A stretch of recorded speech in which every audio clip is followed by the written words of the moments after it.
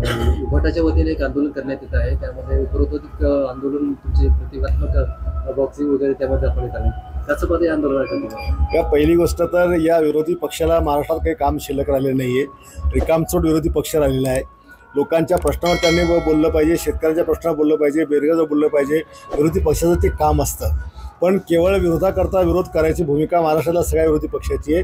आणि माझी कॉफी करायला त्यांना 10 जन्म घ्यावं लागतील. माझी कॉफी मी ओरिजिनल आहे, त्यामुळे माझी कॉफी करणं हे उभाटाच्या बापाला जमणार नाही.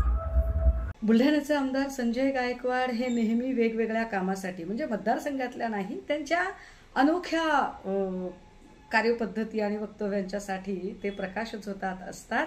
आणि त्यांची जी कार्यपद्धती आहे ती इतकी मोकार टुकार आणि छपरी आहे की त्याची कॉपी कुणीही करू शकत नाही. त्यामुळे काल ते जे काही म्हणाले की माझी कॉपी मी ओरिजिनल आहे त्याची कोणीच करू शकत नाही, ते अगदी बरोबर आहे. इतका मोकार टुकार आणि छपरीपणा, त्याचं युनिक टेक्स्चर, पोत, रंग, त्याचं डिझाईन, त्याचं मेकिंग, त्याचं ओरिजिन एकमेव संजय गायकवाडच असू शकतात.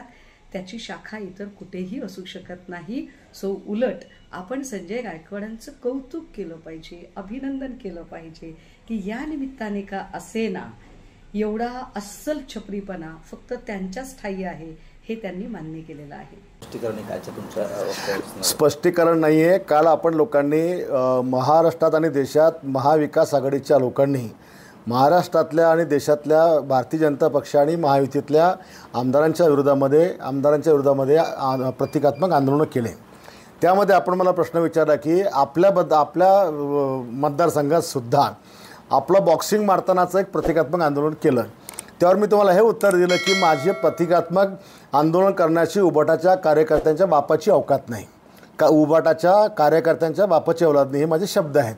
तुम्ही डायरेक्ट बाळासाहेबांचं नाव करून टाकलं. एवढा कुठे शब्दाचा विपर्यास करत असतात का? बाळासाहेब ठाकरे हे रक्तानं उद्धव साहेबाचे वडील आहेत, पण लाखो महाराष्ट्रातल्या तमाम आमच्यासारख्या सैनिकांचे पण ते बाप आहेत. त्याच्यामुळे त्यांचा तर विशेष कधी जीवनात येऊ शकत नाही. आम्हाला शिकवणच बाळासाहेबांची आहे.